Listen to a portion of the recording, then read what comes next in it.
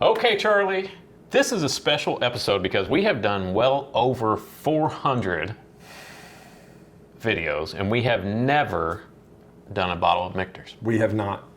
Not only a bottle of Michters, we haven't done anything from the Michters family. No Schenks, Bombargers. Which we've had those bottles and somehow they evaded our sometimes we just, sometimes, believe it or not, we just drink stuff not on camera. But if we're going to do a Michters episode, why not do Michters 10 Single Barrel? Why not? So I'm excited. Here we go. Let's do it. All right. Well, first of all, let's tell them a little bit about it. Well, what are the specs? It's Michters 10. It's a single barrel. This is barrel number 24A and then some numbers. So this is a 2024 release. A, my guess is the first release. This is 94.4 proof. 94.4 and it is single barrel bourbon proof. So, excuse me. Try to do a little research on this, and Michters gets a little fuzzy because they don't put a lot of information out there, do they? They don't. But they put some information which is just enough to confuse you. So, for example, their sour mash bourbon, that mash bill is readily available on the internet, and you can find it if you believe Reddit and everybody else. Their plain old, what do they call it? Michters 1. Yeah, that mash bill is US 1. US 1. That mash bill is undisclosed. So this one just says single barrel Kentucky bourbon. So I didn't feel comfortable saying, oh, it's this, it's that. And the people at Michters wouldn't return our calls because they were like, no, get out, get off our property. They didn't really do that, but they should. So what we know is what we know. It's one of the unicorn bottles that people love and fight and stab people over at releases to get. Retails for $160-ish, somewhere around there, depending on your local market. Secondary price is well over that. I've been into Michter's gift shop so many times hoping to find something, this or another bottle, and I've been so unlucky. I've never found anything in their gift shop. That's funny. But people talk about it all the time, how they find stuff. I never have. I don't do it I haven't done it in a long time, but previously when I would go in there, and we're talking a couple of years ago now, it always felt like I would be there at the right moment because they would do this fun thing, at least they did a couple years ago, when they would set things out, they would just, and we're talking about the Fort Nelson Distillery and Gift Shop in downtown Louisville. Beautiful facility, amazing tasting bar. They have a great bottle your own experience. My wife and I have done that on our anniversary. That's a really cool thing. But at least in the past, what they used to do is when they would have a 10-year or even a Shanks or whatever, any of their limited, they'd set 1 or 2 bottles out at a time, and they just set it like on the displays, like where the shirts are. And I remember one time vividly, I'm walking around and I'm like seeing if anything's been set out. You know, you kind of make the rounds, and I'm looking at the shirts and stuff, and there's a bottle of Shanks there, and I'm like, is this for anybody? And they're like, yeah. I was like, sweet. Oh, it's just for you. It's just for me. So well, I will say, and there's usually a line of people out the door in the morning before they open. I'm not getting there, standing in line either, so that's probably why I've never. Should we talk about this fine Kentucky bourbon? Let's talk about it. It's a nice, like copper color. Yep, a little reddish orange hint to it. What are we, 94 proof? 94.4, I believe. 94.4. So. It sticks to the bottle pretty well. It's got some legs to it. Yeah, it really does. Boy, it's pretty oily there. Nice. Are we nosing? Is Michter's, they use a pot still or a column? I don't know. I think column. I would think column. I've never done a Michter's tour. Yeah, I haven't either. We'll have to add that to our list. Ooh, that's nice. Oh, man. And full disclosure, I'm a Michter's fan. What? Nothing? I'm going to let you talk. I haven't drank Michter's in a while. I can't remember if I want to say I have had the 10-year. I know I've had the 10-year rye. Really like. Yeah. But. Let's drink and then we'll talk. All right. So, or nose. We're nosing. The nose is amazing. It is amazing. Like, it is. What is that? I don't know. Like there's almost a toasted note there, right? There is a sweet baking, not baking spice. It's not a spice, but there is an aroma there that I have. You like that? I said aroma. Aroma. I'm having a hard time putting my finger on what that smell is. It's like you said. It's a sweet. I don't want to say fruity because it's not super fruity. And then it's not super, like you don't get a whole like smoky char note, but there is like a toast. Yeah, like a toast. note. All right, I'm going to drink and then go back to nose and come back. But the nose is excellent. Here we go.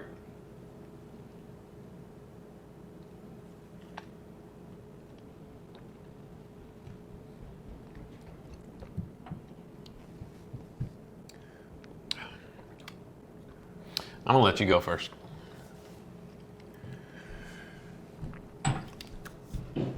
Let you behind the curtain. The episode that we did before this was a 17-year Kentucky straight bourbon whiskey, non-chill filtered, 17 years. Oak bomb. We raved over it. You'll watch the episode. I was worried, like, it was only 92 proof. Mm-hmm. Is it going to mess up our palates for the rest of the evening? If it is, so be it. This is really good. Like, this is so good. It is not overly sweet, but it's the same thing with the nose. It's so nuanced. Like, it gives you almost like a semi-sweet. Like, oh, yeah. This one's a tough nut to crack it because really is. It's good, but it's hard to put into words. It is hard. Maybe my palate's not developed enough to get a lot of nuance out of it. I am getting there's some vanilla there. I'm getting some marshmallow, like a lightly toasted marshmallow. The oak is there for sure, but it's not. Once again, not a bitter oak. The finish is nice, but it's not overwhelming. I don't get a lot of like chocolate on the finish. I get this. Okay, second drink. I get a immediate on the front end, like the tip of my tongue, a nice little spiciness to it, and it's like almost like a fuse. Like it hits you on the front of your tongue, and then it kind of rolls back, and this slowly goes back your tongue, and that goes all the way through the finish. There's a sweetness there that I'm having a really hard time. I want to say marzipan because because I don't know what marzipan is, but bourbon people love to say marzipan, but it's almost like marmalade. Like an orange, like, stay with me here. Okay. Like a fruity citrusness with a little sugar in it. Like marmalade, like, I'll go with you on that. Right? Like something like that on a kind piece of toast. On a piece of toast, because it is very. Good job. Thank you. Mm-hmm. I said marzipan and came up with that. I really, really like this bottle. It is the finish lasts forever. It just sits on the middle of your tongue and gives you that perfect level of oak. Love this bottle. Yeah, it really sticks to the roof of your mouth, I think. The finish. Peanut butter on the roof of my mouth. Yeah, it's up there. Yeah, it's up there. You been to dentist lately? No. I've had, I don't like teeth. I have had a couple of Michter's 10-year single barrels. And it's been years. Mm-hmm. I remember not being overly impressed with them because, it could have been for a variety of reasons. And these are single barrels, so they're going to vary. This one that you see before you, I like very much. I really do like this. I like it. I just don't get a ton of nuance out of it, which is fine. Everything doesn't have to be cascading flavors, and it's a solid bottle. It's a solid bottle. So that's the question we're asking. Is this a bottle that, if you're a bourbon drinker, is this a must-have on your bar? Is this one that you need to move heaven and earth and worth secondary and waiting in line? Or is this one where, like, hey, if you see it retail, you got to buy? So what's the answer for you? I really like the bottle. I think at retail, I'm definitely a buyer. That sub 200. And the crazy thing about this one is what it retails for and what it sells for are two different things. And it's hard to find it for under $200 at any liquor store. MSRP is in the 160s to 180s. I think at that, it's probably a buy. But I don't see the secondary value there. Yeah, I don't either, other than just scarcity, I guess. And it is, it's a beautiful bottle. It's a heritage distillery. I very much like this bottle. but I don't know if it's a one that you buy on secondary. It's starting to open up a little bit on the nose. Like I'm starting to get that Oreo pie crust note that I get. For me, is it a buy if I find it at retail or under? Maybe. Is it something I have to have on my bar? No. Am I disappointed in it? No. It's good. I think it's not great. I think I figured it out. What? It is different.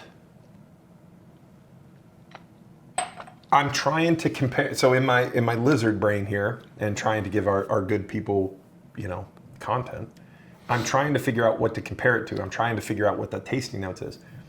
It's different from anything else that I've had recently, and maybe in a while. And the only thing I could say is it tastes like Michter's, which in today's bourbon market, if you can find something that has a very unique flavor profile and you can hold on to that, and it is uniform but still giving you some complexity and difference, especially in the single barrels, I think you got to hold on to that. Even the 17 year that we had, the previous one that we did, you can hark back to, that gives you some wild turkey flavor. I get the the cola, this, that, and the other. I can't compare this to anybody else except for Michter's. So, and that makes it cool. The note that I really enjoy about, I'm trying to remember if it's the sour mash or the, what's the Michter's other one? one. Yeah. Was like a really nice banana bread note, which I love. Yeah. I don't think you care for too much. I don't get that at all on this one. Yeah. I get more of almost like a double oaked or a toasted note on this one. It almost tastes like a double oaked or a toasted. It does say fire charred New American White Oak, but it doesn't say how charred it is. Yeah. And they have it toasted. Yeah, they do, and they're toasted. I think we have had the toasted. I don't remember. That was the first toasted. I think it was the first toasted. That was the first Michter's toasted was the first bourbon, toasted bourbon, and everybody lost their mind. I tell you one thing that, and I don't drink a lot of Michter's. It's just one of those that I can't drink every distillery all the time. The one Michter's that, well, really, there's two. I love Shanks, and when Shanks was $79, oh my goodness, I loved Shanks. And then bourbon economy happened, and now that's over 100, and you really don't see them anymore. The other is their single barrel rye, Michter's single barrel rye, and we will do an episode because I want to do an episode on the rye. Meyer has some on the shelf right now. Yeah, and it usually is about $49 to $59, somewhere in there, depending if it's on sale. And I'll die on this hill. That is one of the best whiskeys for cocktails. It is sweet and spicy in all the best ways, and I'd love to do that episode. I love a good Michter's rye and an old fashioned. Oh my gosh, yeah. So one thing I want to talk about before we go is the neatness and the precision on this wax. I mean, if you compare this to a Maker's Mark bottle, how do they do that? How do they prevent it from dripping down? They have highly trained wax people. Good job, wax people. Good job, Michter's wax people. You know what the sign at the work says? Wax on. Wax off. Wax off. Rate it. I was afraid you were going to ask me that. I know. Be honest. I'm going to give this a 7.6. Glenn's rating It doesn't blow me away. Yeah. I would, and maybe that's a little, maybe I was just so hyped up to try it and expected enlightenment, as you always say. Yeah. It's good. It's not great. I think it's better than good. I don't know if I would say great because I don't throw that around. I probably do throw it around, but I would go a little higher. I'll give it a 7.7. What'd you do, 7.6? Mm-hmm. I do 7.7. I really like this, and I'll go back to, I think the reason I like it is because it's different from anything else that I have on my bar that we've tasted in a while. And I feel like it's pretty flavorful for 94 proof. I think it's well done. It's well executed. So if you see it at retail, snag one. Should you be buying them? But maybe their flavor, maybe we're the weird ones. Hey, who knows? Yeah. And we did just drink a 17-year-old Orphan Barrel. That's true. Who knows? But to be fair, I feel like we're still on our game. I think so. We're always on our game. Charlie, why don't you tell the good people what to do? Like and subscribe here on YouTube so we can continue to bring you hard-hitting content like this. Do you have a ghost? Yeah. Sure what went wrong. Alexa, tell the people what to do. From FromCity.com. People skills include active listening, the ability to mediate disputes. Alexa. Alexa, Off. what's a bunghole? According to Wikipedia, in mammals, invertebrates, and most fish, the anus is the external body orifice of the exit end of the digestive tract, i.e. the opposite end from the mouth. Alexa. I asked Alexa, Off. what is a bunghole? And she gave me the definition of anus. That's perfect. All Okay. right. No. Go, Charlie. Tell the people what to do. Charlie, now I'm not editing that out. Oh, good. So we've already told you, right? Check us out. Subscribe, like on YouTube. Like and subscribe here on Yes. YouTube for more hard-hitting Instagram, content So like in the this. Bourbon, Whiskey Realtor on TikTok, all the things with So in the Bourbon X. And keep those wallets loose. And your bungles tight. Good night, everybody. Peace out. So embarrassing. That's awesome. Thanks a lot, robot. Come on, Wax. Wax that ass. Man, it's approaching Knob Creek level. Ooh, I like that. Ooh, boopy, boop. That's a tight little long hole. Ah. But there's only Well, hello there, bourbon lovers. I can't do it. What's up, bitches? I don't like not having notes. I don't like when you have all the notes and I can't see it. Well, I'm an unlucky man. Here we go.